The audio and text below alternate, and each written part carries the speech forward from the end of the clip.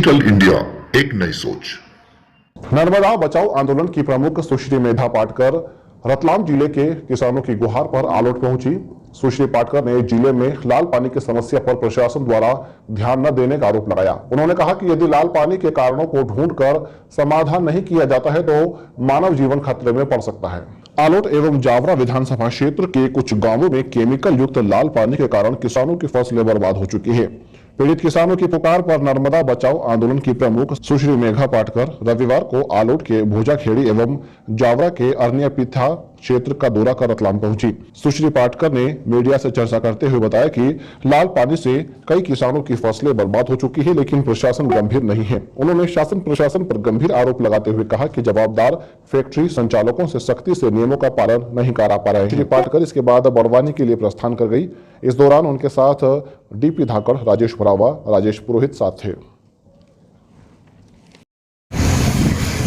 ये तो राजनीति के लालों का कार्यभार है, केवल पानी का रंग लाल नहीं। और ये इतनी गंभीर समस्या है, जैसे अभी डीपी धाकड़ जी ने बताया कि यहाँ आलोट तहसील में हमने देखा सैकड़ों बीघा जमीन अब बर्बाद हो रही है। उसकी फसल बर्बाद हो गई है, उत्पादन कम आ रहा है। इतना ही नहीं तो पपीते के, अमरूद के बगीचे, प्याज की खेती, सोयाबीन की खेती, सब पर असर है। पपीता तो गिर पड़ा है, पेड़ काटकर फेंक देने पड़े। तो गौशाला में गाय भी मरने लगी, तो गायों को पीने के पानी के लिए टैंकर भेजा गया, लेकिन उसके बाजू में ही गरीब इंसान रह रहे हैं, उनको बाकी वही पंचायत ने अभी भी पानी देना बाकी है। सरपंच ने आज आश्वासन दिया है, लेकिन ये बात है कि ये केवल मामला उन खेतों तक या उन जानवरों तक सीमित नहीं है, ये मामला बहुत गंभीर है। इसका पंचायत में सरपंच ने आपको आश्वासन दिया उसी भोजाखेड़ी के, लेकिन भोजाखेड़ी नागदा से दूर होते हुए इसका स्रोत नागदा में ग्रासिम फैक्ट्री का chemicals ETP effluent treatment plant न होने के कारण, और जो भी वो भेजते होंगे कहीं डालने के लिए, उसमें कुछ माफिया है।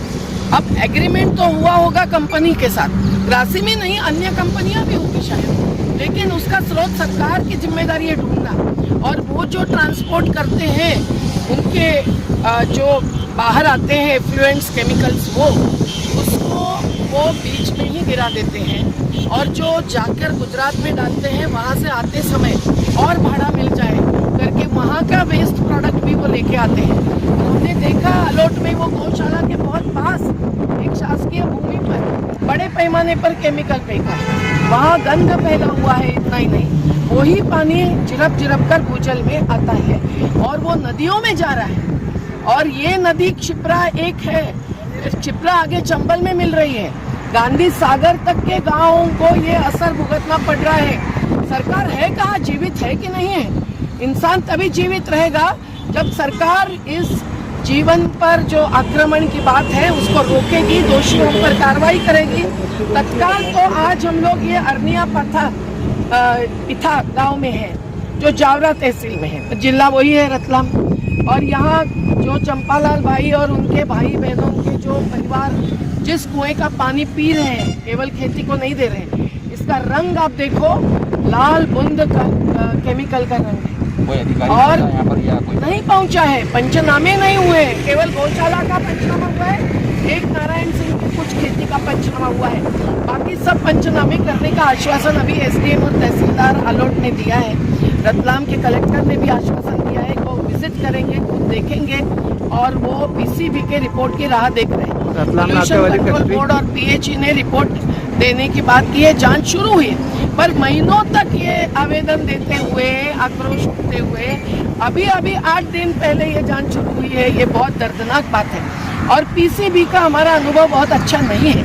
मध्य प्रदेश PCB ने इस मुद्दे पर निष्पक्ष और वैज्ञानिक रूप से जांच करके रिपोर्ट देना चाहिए, नहीं तो अशासकीय स्रोत भी हमारे पास है।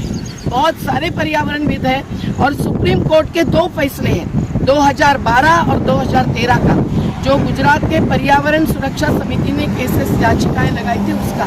और उसमें ये कहा है कि अगर प्रदूषण पाएगा तो पोल्यूशन कंट्रोल बोर्ड के जनरल सेक्रेटरी और मुख्य सचिव राज्य के, इनको व्यक्तिगत दोषी करार किया जाएगा। अधिकारी हिम्मतवान ही नहीं, कानून से चलने वाले होने चाहिए, तो यह निश्चित कार्रवाई हो सकती है और रुक सकता है। नागदा शहर, आलोट शहर, ये सभी इसके जाल में नहीं तो आज नहीं तो कल फंसने वाले हैं। नागदा में प्रदूषण लोग भुगत ही रहे हैं। गांधी सागर अगर रिजर्वायर अगर प्रदूषित होता है तो आजू बाजू के शहर भी उसी का पानी पीते हैं, उनका क्या होगा? मैडम शुभ नाम क्या है आपका? मेरा नाम नहीं है, काम है। किस पद पे पदस्थ है?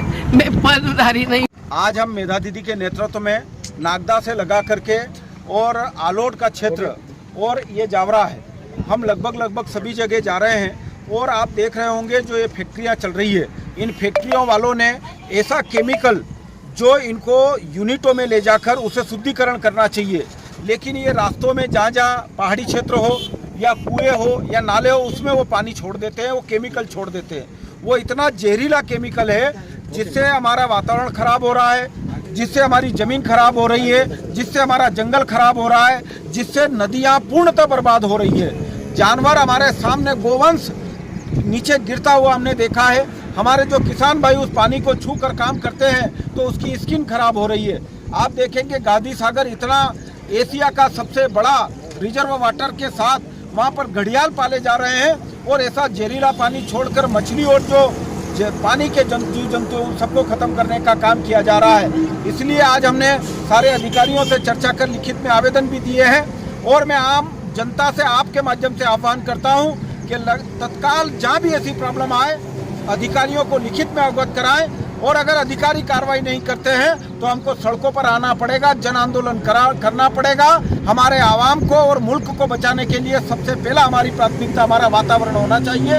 इसलिए हम लगातार काम कर रहे हैं और आम जनता भी अगर सरकार ध्यान नहीं देती, अधिकारी ध्यान नहीं देते हैं तो निश्चित ही ऐसे आंदोलन किए जाएंगे जिससे हमारा किसान भी बचेगा, खेती भी बचेगी, वातावरण भी बचेगा और जंगल भी बचेगा। आपने संबंधित अधिकारियों को सूचना दी?